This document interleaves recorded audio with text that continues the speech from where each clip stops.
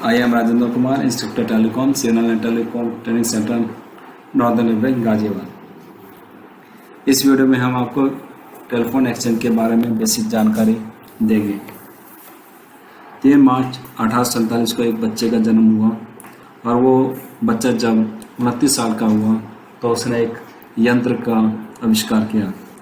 उस यंत्र को हम टेलीफोन के नाम से जानते हैं और उस बच्चे का नाम अलेक्जेंडर ग्राहम बेल था। 10 मार्च 1876 को मिस्टर अलेक्जेंडर ग्राहम बेल जब अपने सहयोगी मिस्टर थॉमस वाटसन के साथ इस यंत्र पर कुछ एक्सपेरिमेंट कर रहे थे तो अचानक मिस्टर वाटसन को उस यंत्र पर एक आवाज़ सुनाई देती है। वो आवाज़ थी, mister Watson come here, I want to see you. यह दुनिया की सबसे पहली टेलीफोन लाइन थी जिस पर आवाज़ के रूप में सूचनाओं का आदान प्रदान होता है हुआ। टेलीफोन के आविष्कार के बाद जब घंटी देने का भी सिस्टम आ गया तो एक प्रकार की सर्विस लोगों को देना शुरू की जिसे हम टेलीफोनी के नाम से जानते हैं। टेलीफोनी क्या है? टेलीफोनी एक ऐसा साधन है जिसके द्वारा दूर बैठे हुए दो लोगों के बीच में स्पीच के रूप में सूचनाओं का आदान प्रदान किया जाता है। जैसा कि आप देख रहे हैं, टेलीफोनी दूरी पर स्थित दो लोगों के बीच जब वे चाहें स्पीच के रूप में सूचनाओं को भेजने का साधन। और टेलीफोन उपकरण क्या है? वह उपकरण जिसका प्रयोग स्पीच सिग्नल को भेजने या रिसीव करने के लिए करते हैं वो टेलीफोन कहलाता है। टेलीफोन में एक आगे आएगा, वो टेलीफोन में एक ट्रांसमीटर होता है।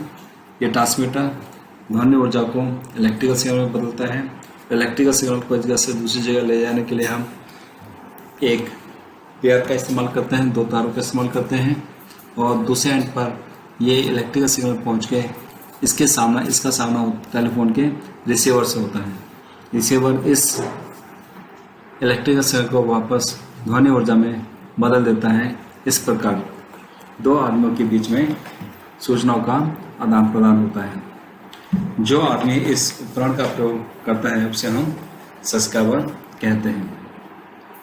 टेलीफोन एक्सचेंज के बारे में अगर हम बात करें तो यह एक ऐसी जगह है जहां 2 सब्सक्राइबर के बीच मैनुअली या इलेक्ट्रॉनिकली स्विचिंग कराई जाती है। स्विचिंग का मतलब है 2 सब्सक्राइबर के बीच में टेम्परेरी पाथ बनाना। तो टेलीफोन एक्सचेंज में स्विचिंग के अलावा सिग्नलिंग तथा कंट्रोलिंग भी होती है जिसका हम आगे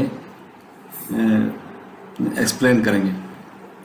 स्पीच, जैसा कि आप जानते हैं, हमारी जो स्पीच है, स्पीच की जो फ्रिक्वेंसी है वो 300 हर्ट्ज से 3400 हर्ट्ज है। तो टेलीफोनी में इसी स्पीच का ट्रांसमिशन होता है। अगर टेलीफोनी में ट्रांसमिशन का अगर चरण देखें तो जैसा कि आप स्क्रीन पर देख रहे हैं, ट्रांसमिटिंग साइड में क्या होता है कि स्पीच सिग्नल को हम इलेक्ट्रिकल स्पीच या वॉइस फ्रिक्वेंसी करंट में बदल देते हैं।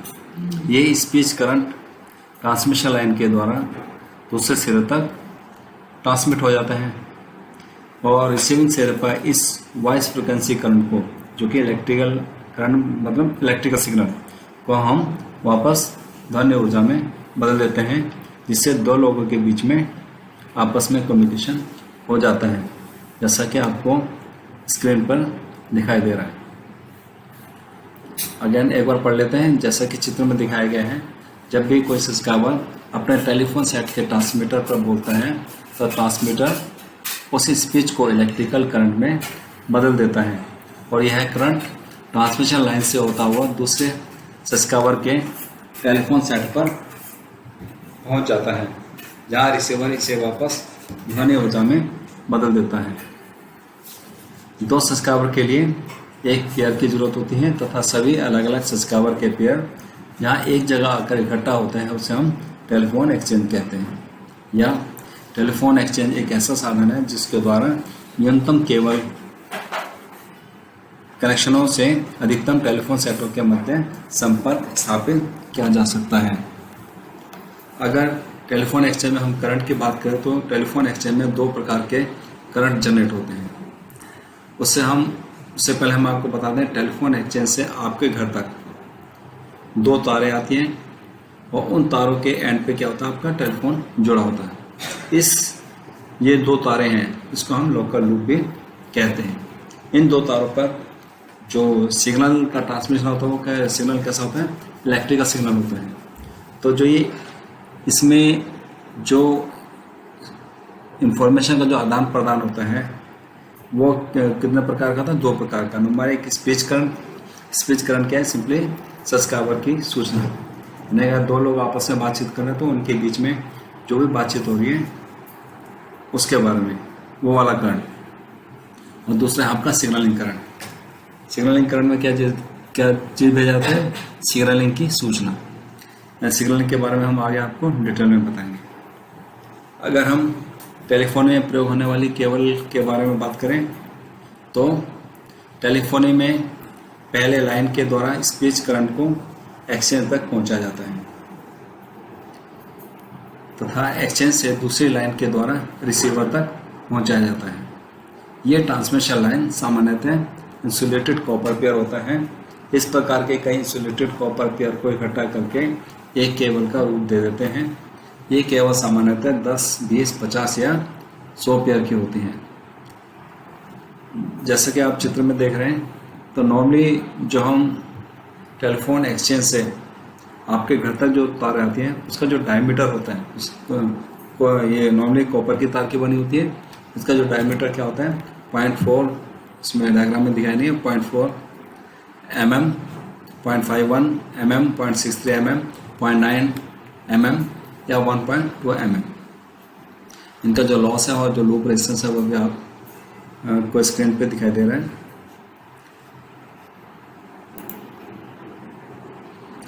टेलीफोन एक्सचेंज को कार्यों के आधार पर निम्नलिखित भागों में बांटा जा सकता है।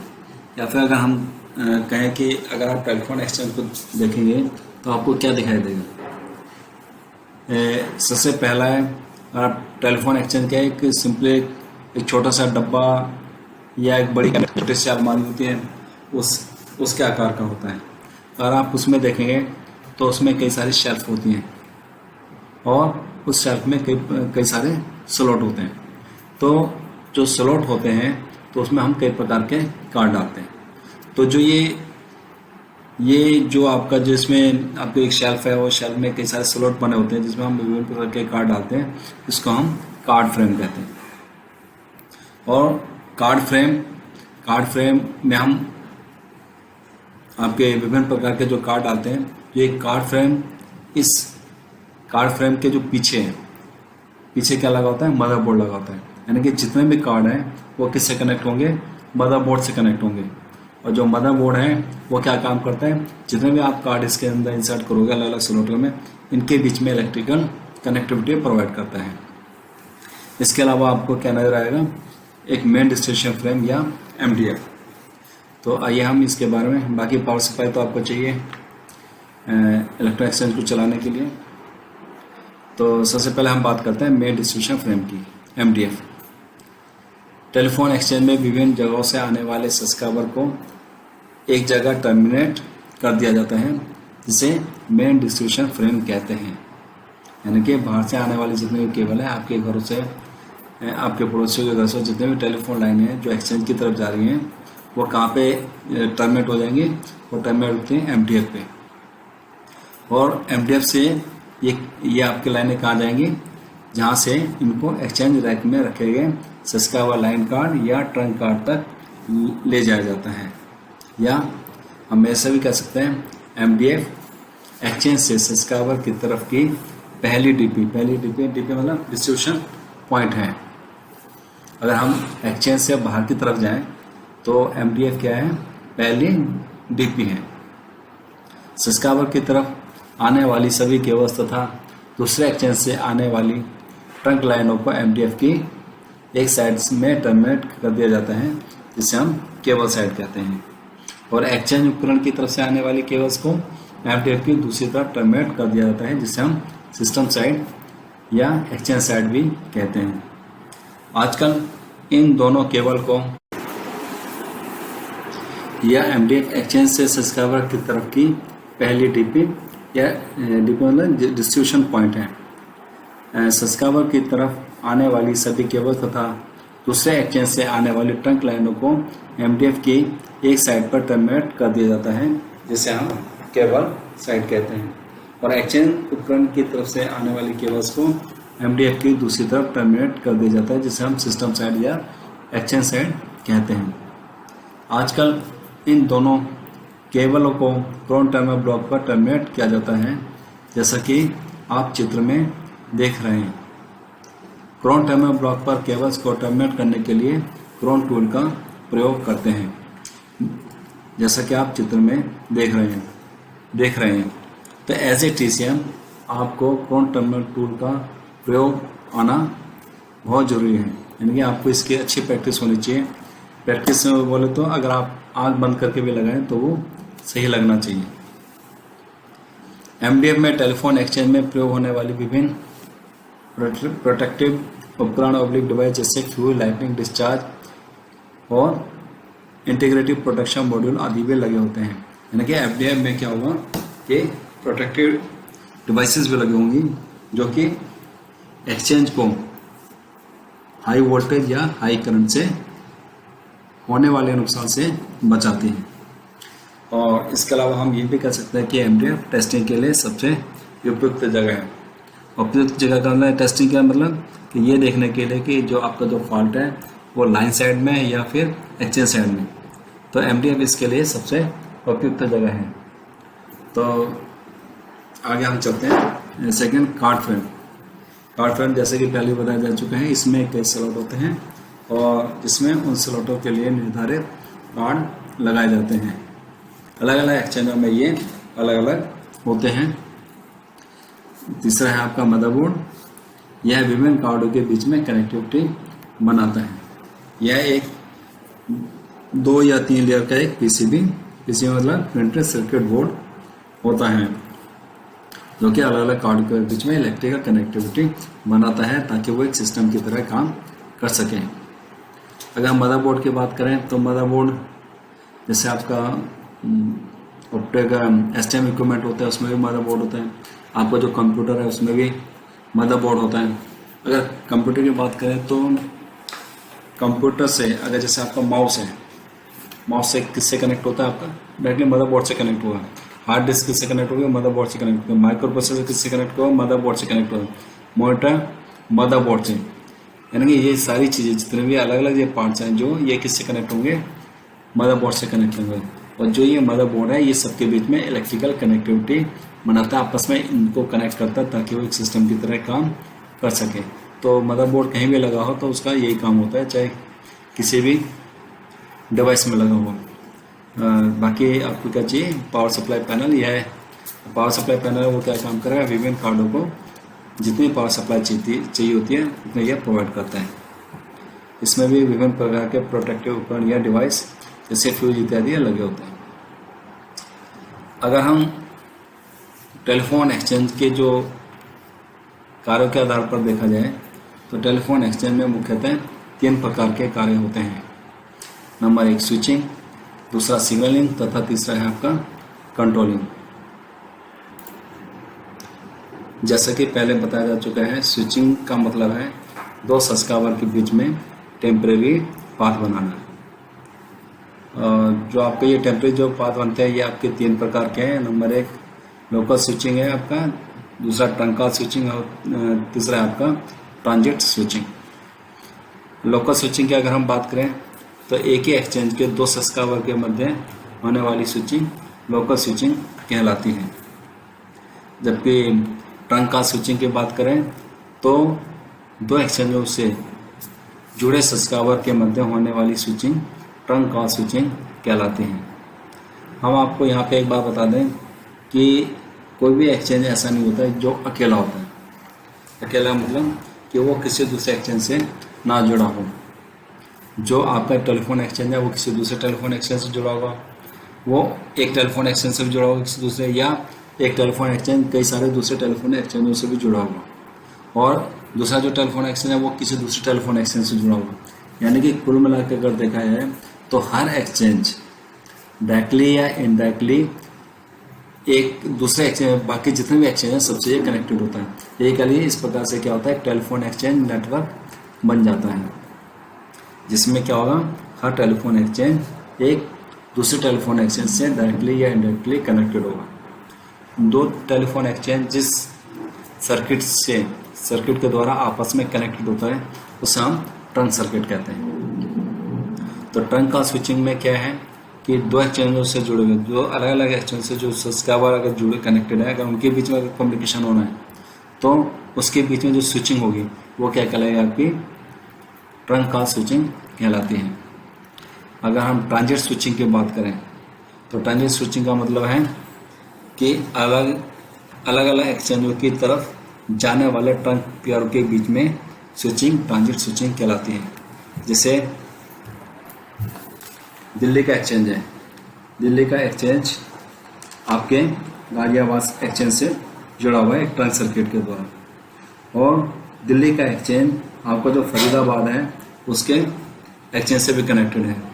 लेकिन गाजियाबाद का एक्सचेंज फरीदाबाद के एक्सचेंज से डायरेक्टली कनेक्टेड नहीं है। तो क्या होगा, अगर गाजियाबाद का सब्सक्राइबर फरीदाबाद के सब्सक्राइबर से बातचीत करना चाहता है तो गाजियाबाद का सब्सक्राइबर दिल्ली से होता हुआ फरीदाबाद के सब्सक्राइबर से कनेक्टेड होगा। तो इसमें क्या होगा कि जो गाजियाबाद का जो सब्सक्राइबर है वो दिल्ली से कैसे कनेक्ट होगा, ट्रंक सर्किट के द्वारा। दिल्ली और गाजियाबाद के बीच में जो ट्रंक सर्किट है इससे कनेक्ट होगा, और दिल्ली से ही आपका एक ट्रंक सर्किट जा रहा है जो कि फरीदाबाद की तरफ जा रहा है। अब होगा क्या, दिल्ली में जब गाजियाबाद के सब्सक्राइबर जो फरीदाबाद के सब्सक्राइबर के बीच में अगर कम्युनिकेशन होना है तो दिल्ली में क्या होगा, इन दोनों ट्रंकों के बीच में, यानी दिल्ली और फरीदाबाद और दिल्ली और गाजियाबाद के बीच में जो ट्रंक सर्किट है इनके बीच में क्या होगा, एक टेम्परेरी पाथ बन जाएगा। इस टेम्परेरी पाथ को हम क्या कहते हैं, ट्रांजिट स्विचिंग। जैसा कि आप स्क्रीन पे देख रहे हैं, अलग अलग एक्सचेंज की तरफ से जाने वाले ट्रंक पेयर के बीच स्विचिंग ट्रांजिट स्विचिंग कहलाती है।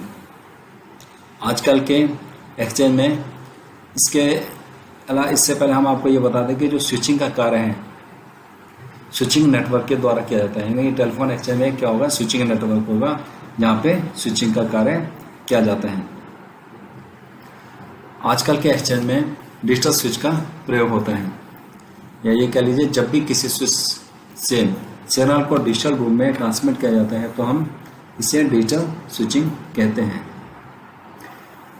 पीसीएम सिद्धांत पर आधारित time division multiplex digital signal digital switching system का एक कॉमन मीडिया पर प्राप्त किए जाते हैं, जिसे इनकमिंग पीसीएम हाईवे कहा जाता है, और प्राप्त हुए सिग्नल को डिजिटल स्विचिंग द्वारा आउटगोइंग पीसीएम हाईवे पर स्विचिंग नेटवर्क के माध्यम से ट्रांसमिट किया जाता है।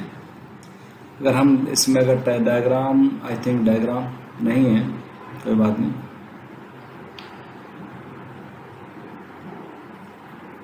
स्विचिंग नेटवर्क को टाइम डिवीजन और स्टेट डिवीजन सिस्टम में वर्गीकरण किया जा सकता है। टाइम स्विचिंग की अगर हम टाइम स्लॉट, इसको फिलहाल हम अभी फ़िलहाल छोड़ देते हैं।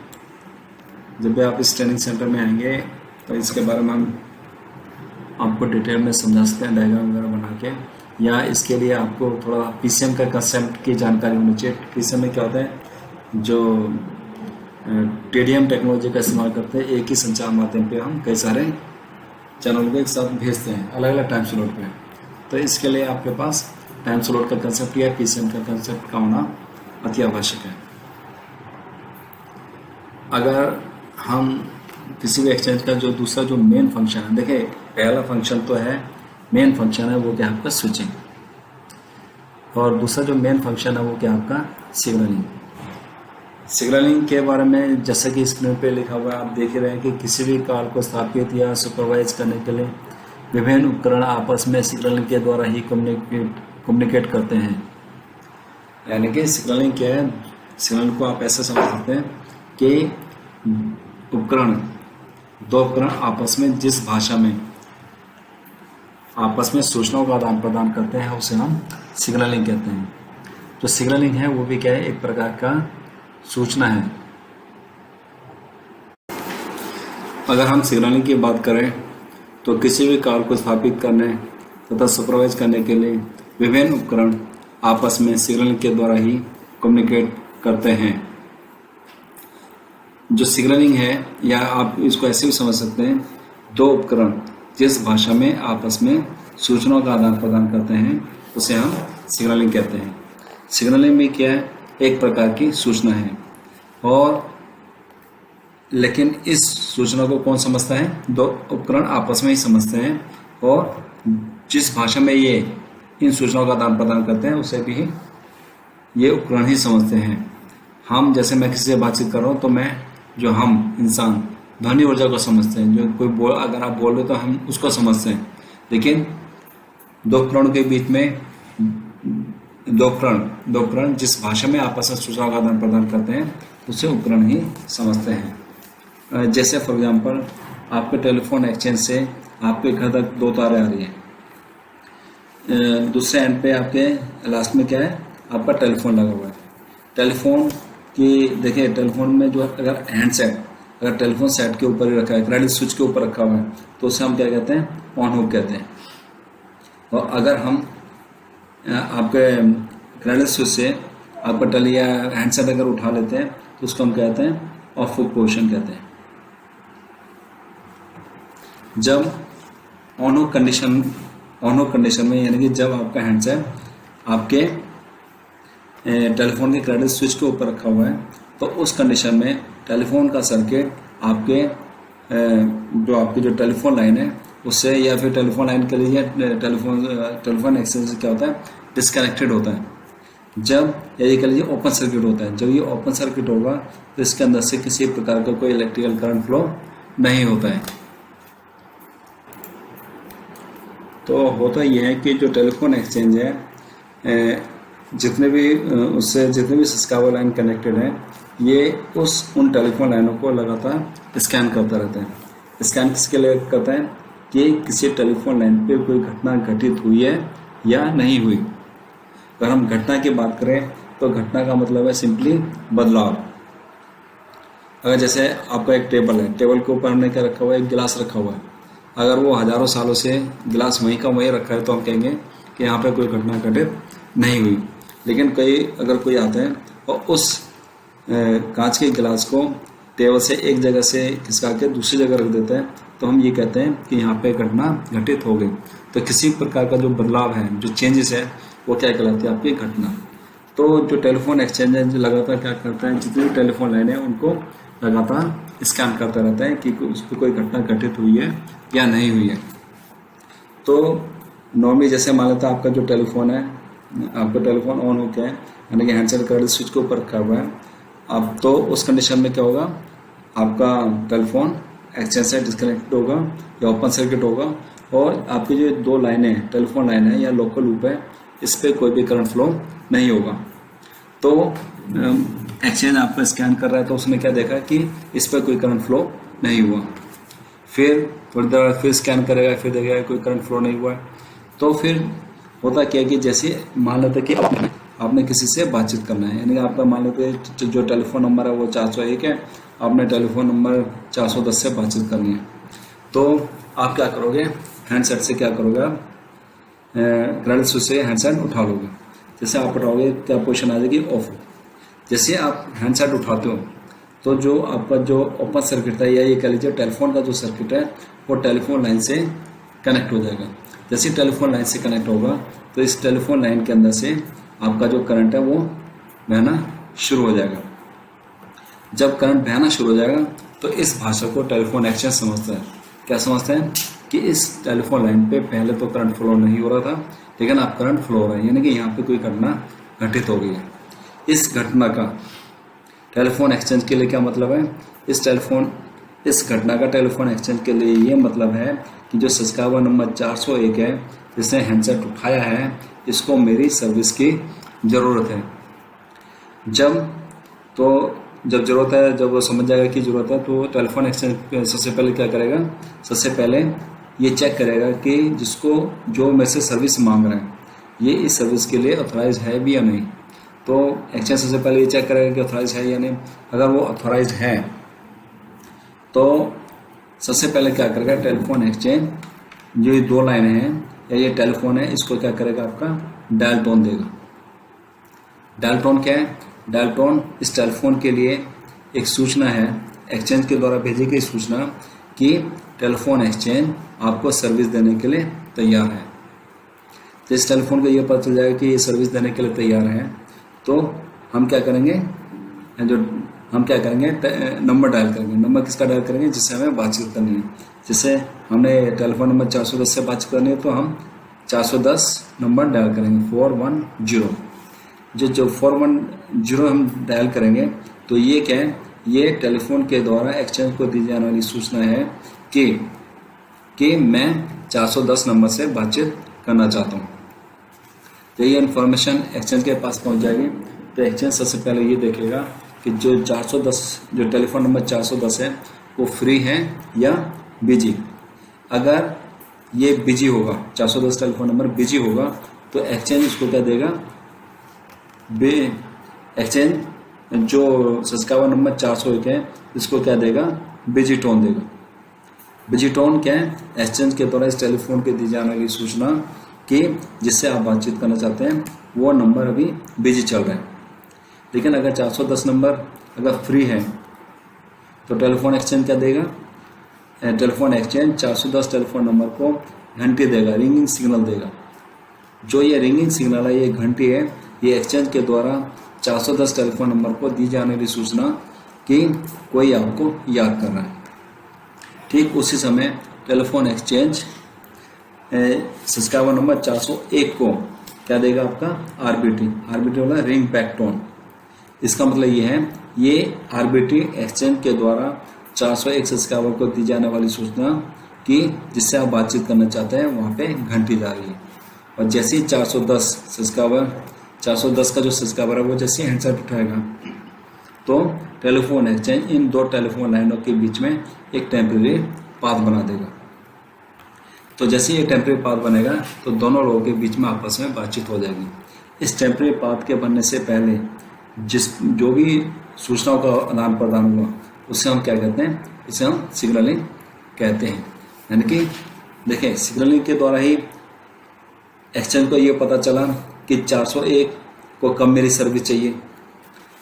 सिग्नलिंग के द्वारा ही 401 को पता चला कि इसको किस प्रकार की सर्विस चाहिए। ठीक है, और सिग्नलिंग के द्वारा ही ये सुपरवाइज करता है कि इनकी बातचीत कब तक चल रही है। जैसे फॉर एग्जांपल मान लेते हैं कि दोनों की बातचीत खत्म हो जाती है तो क्या होगा, कोई भी एक 401 या 410 कोई भी एक सब्सक्राइबर हैंडसेट वापस रख देगा। जैसे हैंडसेट वापस रख देगा तो वहाँ पे क्या हो जाएगा, आपका ओपन सर्किट हो जाएगा। तो जैसे ओपन सर्किट हो जाएगा उसके अंदर से करंट बहना शुरू हो जाएगा। तो ये क्या इंडिकेशन क्या जाएगा इस एक्सचेंज के लिए, क्या अब इनको मेरी सर्विस की जरूरत नहीं है। फिर वो क्या करेगा, इस जो आपको जो टेम्परेरी पाथ बनाया उसको क्या कर देगा, ब्रेक कर देगा। तो किसी भी कॉल को एस्टेब्लिश करने के लिए, सुपरवाइज करने के लिए हमें किस चीज़ की जरूरत पड़ती है, सिग्नलिंग की जरूरत पड़ती है।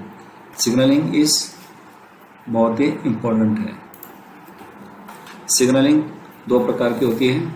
Number 1 subscriber line signalling. Subscriber line signalling का मतलब एक्सचेंज और लोकल सब्सक्राइबर के बीच में, जिसके बारे में अभी हमने डिस्कस किया है, वो जो सिग्नलिंग है वो क्या कहलाएगी, सब्सक्राइबर लाइन सिग्नलिंग। और अगर एक एक्सचेंज दूसरे एक्सचेंज से जुड़ा हुआ, जैसे हमने बताया कि किस सर्किट के द्वारा जुड़ा, ट्रांस सर्किट के द्वारा जुड़ा, तो 2 एक्सचेंजों के बीच में जो सिग्नलिंग का आदान, जो सिग्नलिंग होती है उसे हम क्या कहते हैं, इंटर एक्सचेंज सिग्नलिंग। सिग्नलिंग के अलावा जो 3 मेन चीज़ है, उससे पहले हम आपको एक क्वेश्चन पूछते हैं या हम बता ही देते हैं। देखें कि एक्सचेंज से जो 2 तारें आपके घर तक आ रही हैं, इस पर एक्सचेंज से क्या आती है, 48 वोल्ट डीसी आती है। तो जो ये 48 वोल्ट डीसी है, इसका पर्पस क्या है, इसका जो मेन पर्पस है, पहला एक तो सिग्नलिंग के लिए काम आती है ये। दूसरा क्या है कि जो टेलीफोन एक्सचेंज है वो एक इलेक्ट्रॉनिक सर्किट है, और आपको पता है किसी इलेक्ट्रॉनिक सर्किट को से अगर आपको काम लेना है तो उसको हमें क्या देनी पड़ती है, सप्लाई देनी पड़ती है, डीसी सप्लाई देनी पड़ती है। तो ये सप्लाई देने का काम टेलीफोन एक्सचेंज ही करता है। सिग्नलिंग के अलावा तो तीसरा जो मेन काम है वो आपका है कंट्रोलिंग। देखिए, कंट्रोलिंग तो चाहिए और शायद सबसे ज़्यादा कंट्रोलिंग चाहिए इंसान को। इंसान ही सबसे ज़्यादा खुरापाती, सबसे ज़्यादा क्या बताएं इंसान के बारे में। तीसरा जो मेन फंक्शन है वो है आपका कंट्रोलिंग। देखिए कंट्रोलिंग तो बहुत ज़रूरी है, हर जगह ज़रूरी है। जैसे अगर आप देखते हैं रोड पे चलते हैं तो वहाँ पे रेड लाइट बनी होती है।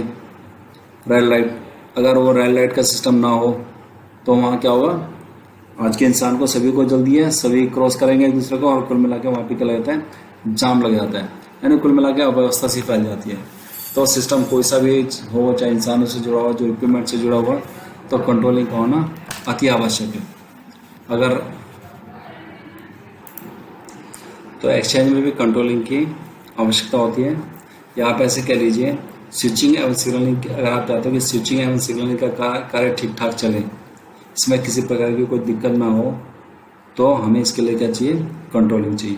तो कंट्रोलिंग दो प्रकार की हो सकती है। पहले आपका वायर्ड लॉजिक कंट्रोल और दूसरा आपका एसपीसी, स्टोर्ड प्रोग्राम कंट्रोल। आजकल के जितने इलेक्ट्रॉनिक एक्सचेंज हैं उसमें इसी प्रकार की कंट्रोलिंग का इस्तेमाल किया जाता है। एसपीसी का मतलब स्टोर्ड प्रोग्राम कंट्रोल। यहाँ पे ऐसे समझ लीजिए जैसे आपका एक एक्सचेंज है, पूरे एक्सचेंज की जो वर्किंग को कंट्रोल करता है वो क्या होता है, आपका एक माइक्रो प्रोसेसर होता है। जैसे आपका कंप्यूटर में माइक्रो प्रोसेसर होता है, तो इसमें भी एक माइक्रो प्रोसेसर होता है। माइक्रो प्रोसेसर मतलब इस एक्सचेंज का दिमाग या ब्रेन।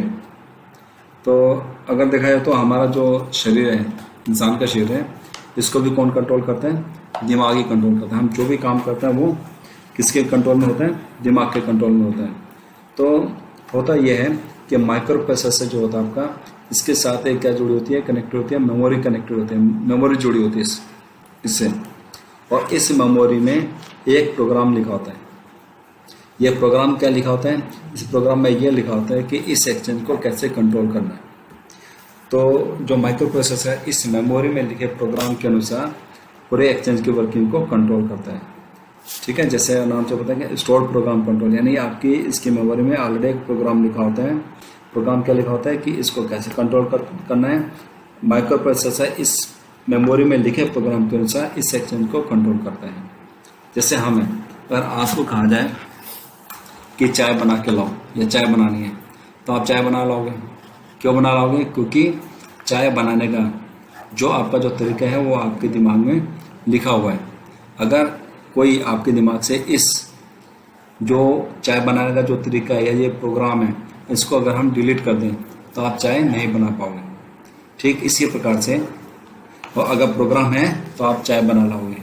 और अगर प्रोग्राम मान लेते कपड़े धोने का भी है, आजकल आदमी लोग भी कपड़े धो रहे हैं, धोते हैं, अच्छी बात है, घर का काम करना चाहिए। अगर आपको कपड़े धोने आता है, वो प्रोग्राम आपके दिमाग में है, तो आप कपड़े भी धो लोगे। ठीक इसी प्रकार कंप्यूटर जो इलेक्ट्रॉनिक एक्सचेंज में के माइक्रो प्रोसेसर पूरे एक्सचेंज की वर्किंग को कंट्रोल करता है। और प्रोग्राम कैसे करता है, उसके मेमोरी में ऑलरेडी एक पहले से प्रोग्राम लिखा होता है और उसके अनुसार ये पूरी एक्सचेंज की वर्किंग को कंट्रोल करता है। टेलीफोन एक्सचेंज को हम दो भागों में बांट सकते हैं। नंबर एक मैनुअल टेलीफोन एक्सचेंज, दूसरा है आपका automatic telephone exchange. Manual exchange में क्या होता है, इस प्रकार के एक्सचेंज में स्विचिंग, सिग्नलिंग तथा सुपरविजन सभी काम कैसे मैनुअली कंट्रोल किए जाते हैं। जबकि ऑटोमेटिक एक्सचेंज में ये सभी काम ऑटोमेटिकली मशीनों के द्वारा किए जाते हैं। इस प्रकार के एक्सचेंजों को निम्न प्रकार से वर्गीकृत किया जा सकता है ऑटोमेटिक एक्सचेंज, टेलीफोन एक्सचेंज को। नंबर एक इलेक्ट्रोमैकेनिकल टाइप के और दूसरा आपका इलेक्ट्रॉनिक्स टाइप। इलेक्ट्रोमैकेनिकल टाइप के जैसे जैसे हम स्टाउजर एक्सचेंज कहते थे, आजकल तो ये ख़त्म से हो गए, ख़त्म ही लगभग सारे पूरे इंडियन रेलवे से ख़त्म है। इलेक्ट्रॉनिक एक्सचेंज की बात करें तो इलेक्ट्रॉनिक एक्सचेंज है आपके C dot exchange, okay exchange, ISDN exchange, ये रेलवे में इस्तेमाल होते हैं। आजकल क्या है, ISDN एक्सचेंज का ही ज़्यादा प्रयोग हो रहा है। इलेक्ट्रॉनिक एक्सचेंज जो भी है, इसके बाद हम आगे चलते हैं, कब बनी थी जो भी है ऑलरेडी बता चुके हैं। तो सबसे पहले हम इलेक्ट्रॉनिक एक्सचेंज के लाभ देख लेते हैं, जो कि काफ़ी इम्पोर्टेंट भी है एग्जाम के पॉइंट ऑफ व्यू से। तो सबसे पहला जो फ़ायदा है, देखिए हम यहाँ पे आपको बता दें कि जो इलेक्ट्रॉनिक एक्सचेंज के जो हम लाभ बता रहे हैं वो किससे कंपेयर कर रहे हैं, हम कंपेयर कर रहे हैं इलेक्ट्रोमैकेनिकल टाइप के एक्सचेंज से। और जो इलेक्ट्रोमैकेनिकल टाइप के एक्सचेंज है जो आपने देखे नहीं होंगे, हमने देखा हुआ 95 96 के आसपास ये धीरे धीरे ख़त्म हो गए थे रेलवे से, इससे कंपेयर कर रहे हैं। तो इनमें क्या होता था कि आपके कुछ ऐसे पार्ट्स होते हैं, ऐसे पार्ट्स इस्तेमाल करते हैं जो कि मूव करते थे, unit selector, final selector, two motion selector, जो भी है। तो इसके कंपेरिजन में हम आपको फ़ायदे बता रहे हैं। तो जो सबसे पहला फ़ायदा है, जैसे कि आप स्क्रीन पे देख पा रहे हैं, चल पुर्जे ना होने के कारण स्विचिंग का शोर नहीं होता है। तो जो पहले के एक्सचेंज थे उसमें क्या होता था कि चूंकि मूविंग पार्ट्स होते थे तो वो एक्सचेंज में काफ़ी नॉइज़ रहता था, शोर रहता था। और चूंकि जो पुर्जे थे आपके, जो मूविंग पार्ट्स होते थे वो मूविंग पार्ट्स होंगे तो वो घिसेंगे भी, तो उनकी क्या होती है, आपके मेंटेनेंस भी ज़्यादा होती थी। जबकि जो आजकल के इलेक्ट्रॉनिक एक्सचेंज है इसमें कोई ऐसे पार्ट्स नहीं होते कि जो मूव करते हैं, पता है जो मेंटेनेंस है, रख रखाव है, वो बहुत ही कम है। या ये कह लीजिए, अगर आप देखेंगे तो एक्सचेंज की, इलेक्ट्रॉनिक एक्सचेंज की मेंटेनेंस आजकल ना के बराबर है, बहुत ही कम जरूरत पड़ती है। किसी का नंबर काटना है, डिलीट करना है या सर्विस प्रोवाइड करनी है, तभी कोई ज़्यादा इसकी ज़रूरत नहीं पड़ती। अच्छा, अब हम यहाँ पे आपको एक बात बता दें कि इलेक्ट्रॉनिक एक्सचेंज की मेंटेनेंस के लिए देखिए, दो चीज़ें अगर आपकी सही हैं, पहला कि अगर आपके पावर सप्लाई ठीक है, और दूसरा क्या आपका अर्थिंग, ये दोनों चीज़ें अगर प्रॉपर हैं तो आपके एक्सचेंज को नॉर्मली कोई नुकसान नहीं होता है। जो दूसरा फ़ायदा है वो क्या, आपका आकार कम होने के कारण बहुत ही कम स्थान की आवश्यकता होती है। जो पहले वाले स्ट्रक्चर एक्सचेंज थे वो बहुत ही ज़्यादा जगह घेरते थे, जबकि आजकल के एक्सचेंज बहुत ही कम स्पेस घेरते हैं। अगर देखा जाए तो ये किसके लिए फ़ायदे की बात है, शायद हमारे लिए तो नहीं, लेकिन प्रशासन के लिए बहुत है ये फ़ायदे की बात। जैसे फॉर एग्जांपल, जैसे अगर डीआरएम ऑफिस में अगर आपके सीनियर डीएसपी का एक एक्सचेंज लगाना हो, और वो एक्सचेंज ऐसा है कि जो कि बहुत ही ज़्यादा जगह घेरती है, उसे इन्हें ज़्यादा स्थान चाहिए, तो हो सकता है कि डीआरएम ऑफिस में इतना बड़ा रूम या इतना जगह ना मिले, तो हो सकता है कि वो बनवाना पड़ेगा या जो भी है। जबकि अगर एक ऐसा एक्सचेंज लगाना है जिसमें आपको स्पेस कम चाहिए, तो डीआरएम ऑफिस में एक छोटा कमरा या उसके लायक स्पेस आसानी से मिल सकता है। तो उससे क्या है कि आपके सीनियर डीएसपी की जरूरत भी कम हो जाएगी। तो दूसरा फ़ायदा है, यह बहुत ही लचीले एक्सचेंज है। ये एक्सचेंज काफ़ी फ्लेक्सिबल है, और इसमें कोई भी सॉफ्टवेयर, आपको कोई भी परिवर्तन अगर आपने करना है तो सॉफ्टवेयर के द्वारा आप आसानी से कर सकते हैं। किसी क्लास ऑफ सर्विस, या जैसे फॉर एग्जांपल किसी को आपने एसटीडी अगर पहले नहीं दे रखी, अगर एसटीडी प्रोवाइड करनी है तो आप आसानी से एक सिंपली कमांड के द्वारा आप आसानी से और जल्दी कर सकते हैं। इसके अलावा इसका जो फ़ायदा है, फ़ायदा नंबर 4, इस एक्सचेंज की स्थापना तथा विस्तार तीव्रता से कम समय में किया जाता है। अगर इसकी स्थापना करनी हो, इंस्टॉलेशन करनी हो, तो वो बहुत जल्दी कर लेते हैं। अगर कंपनी वाले चाहें तो बड़ी एक एक्सचेंज 1 हफ्ते में लगा के आप चले आएंगे। और अगर इसका विस्तार करना है, इस यानी इसकी कैपेसिटी को बढ़ाना है, वो भी बहुत कम समय में किया जा सकता है। इसमें टेस्टिंग और मॉनिटरिंग स्वचालित प्रकार की होती है। जो टेस्टिंग है, लाइन की टेस्टिंग, एक्सचेंज खुद अपनी टेस्टिंग करता है, ये सब जो चीज़ होती है सब ऑटोमेटिकली होती हैं। और इससे फ़ायदा किसको होता है, इससे फ़ायदा मेंटेनेंस है, जो इसके एक्सचेंज की मेंटेनेंस करते हैं उस स्टाफ के लिए ये फ़ायदेमंद चीज़ है। इसमें उपभोक्ता व प्रशासन के लिए बहुत सुविधा उपलब्ध है, क्योंकि हम आगे भी स्टडी करेंगे।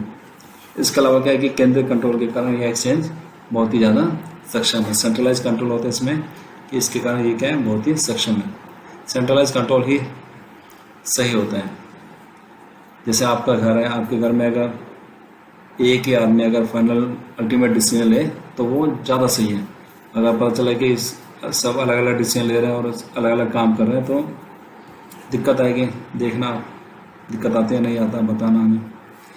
इसके अलावा जो फ़ायदा है, इसे डिजिटल ढंग से सीधा जोड़ा जा सकता है। इसे स्पीड तथा डाटा संचरण दोनों के लिए प्रयोग किया जाता है। जो एक्सचेंजेस पे आप डाटा भी भेज सकते हैं और स्पीच भी आप भेज सकते हैं। और जो इसका जो मेन फ़ायदा है वो क्या है कि इसमें प्रयुक्त स्विचिंग सिस्टम नॉट ब्लॉकिंग है। नॉट ब्लॉकिंग का मतलब ये है, सिंपल भाषा में कहें कि जब भी आप टेलीफोन का हैंडसेट उठाते हो तो आपको क्या मिलती है, डायल टोन। डायल टोन मतलब जैसे आपको डायल टोन मिलती है, इसका मतलब है कि एक्सचेंज आपको सर्विस देने के लिए तैयार है। ठीक है, इसको हम क्या कहते हैं, नॉट ब्लॉकिंग, यानी हमेशा सिस्टम आपको सर्विस। इसके अलावा इसमें DTMS सिग्नलिंग का भी प्रयोग किया जा सकता है। DTMS का मतलब है ड्यूल टोन मल्टी फ्रिक्वेंसी। जो ये सिग्नलिंग सिस्टम है इसमें कहते हैं सिग्नलिंग काफ़ी फास्ट हो जाती है आपकी। DTMS का इस्तेमाल आपका कंट्रोल सर्किट में भी किया जाता है। ये तो थी आपकी फ़ायदे। अगर इलेक्ट्रॉनिक एक्सचेंज की कुछ हानियाँ भी होती है, कुछ डिसएडवांटेज भी होते हैं। ये एडवांटेज क्या है, डिसएडवांटेज क्या है? नंबर 1, जटिल तकनीक के कारण रख रखाव के लिए कुशल स्टाफ की आवश्यकता होती है। कि इसमें जो टेक्नोलॉजी है वो काफ़ी जटिल सी होती है, इसके लिए जो स्टाफ चाहिए वो काफ़ी पढ़ा लिखा स्टाफ चाहिए। दूसरा क्या है, निरंतर बदलती हुई तकनीक के कारण समय समय पर स्टाफ को प्रशिक्षण देना आवश्यक है। यानी नॉर्मली क्या है कि जो टेक्नोलॉजी है चेंज होती रहती है। आपने देखा होगा कि पहले रेलवे में पहले सीटोट एक्सचेंज आए, फिर ओमनी ओकी, अब क्या है कौन सा टेलीफोन एक्सचेंज आ गए, कोरल एक्सचेंज या फिर ISDN एक्सचेंज आ गए। कुछ समय तक हम पहले पढ़ा रहे थे कि आने वाले टाइम में टेलीफोन कोरल एक्सचेंज ही चलेंगे, लेकिन अब इतना कुछ समय के बाद अब हम क्या पढ़ा रहे हैं यार, कोरल एक्सचेंज आने वाले टाइम में हो सकता है कि ख़त्म हो जाए और एक नया कंसेप्ट आ गया है IP टेलीफोनी का। तो IP टेलीफोन आएंगे जिसके बारे में हम बाद में पढ़ेंगे। इसके अलावा प्रयुक्त तीसरा जो डिसएडवांटेज है, प्रयुक्त तकनीकी के तेजी से बदलने के कारण स्पेयर पार्ट्स का मिलना बहुत कठिन हो जाता है। देखिए हम यहाँ पे एक बात करना चाहते हैं कि आप ये भी कह सकते हैं कि देखिए पहले टेलीफोन एक्सचेंज क्या सीटोट आया और किया है, फिर कोरल एक्सचेंज, फिर IP टेलीफोनी को हमने अपना लिया। आप ये भी कह सकते हैं कि रेलवे जो नई टेक्नोलॉजी है उसके साथ कंधे से कंधा मिलाकर चलता है। आप अपनी पीठ थपथपा सकते हैं, लेकिन हकीकत ये भी है जो ये आपके सामने नजर आ रही है। तीसरा, प्रयुक्त तकनीक के तेजी से बदलने के कारण स्पेयर पार्ट्स का मिलना कठिन हो जाता है और हम समय के साथ साथ नहीं बदले या समय के साथ हमने नए एक्सचेंज नहीं लगाए तो पुराने एक्सचेंज में पता चला कि किसी दिन कुछ कार्ड प्रॉब्लम आ गई और कार्ड वो मिल नहीं रहे और भट्टा बैठ गया। तो समय के साथ साथ चलना ये हमारी मजबूरी भी है। खैर जो भी है, मजबूरी है चाहे कुछ भी है, लेकिन हम नई चीज़ों को अपना रहे हैं जो भी है। और चौथा फायदा है, धूल तथा ताप से बचाने के लिए कमरा वातानुकूलित तो बहुत धूल रहित होना चाहिए। तो जो इलेक्ट्रो एक्सचेंज है तो नॉर्मली जो यहाँ पे इंस्टॉल होता है वो कमरा कैसा होना चाहिए, वातानुकूलित AC लगा होना चाहिए और धूल रहित होना चाहिए। ये एक्सचेंज के लिए भी अच्छा है और वहाँ पे जो स्टाफ काम करता है उसके लिए भी अच्छा है। प्रयुक्त इसके अलावा क्या है कि जो ये टेलीफोन एक्सचेंज है उसमें प्रयुक्त पावर सप्लाई की जो वोल्टेज और धारा का मान क्या होना चाहिए, इससे होना चाहिए। आपको जो पावर सप्लाई है वो कांस्टेंट होनी चाहिए। ये इसके कुछ हानियाँ हैं या डिसएडवांटेज है, हाँ डिसएडवांटेज ही कहेंगे। आज के इस वीडियो में इतना ही, बाकी अगले पार्ट्स में। धन्यवाद।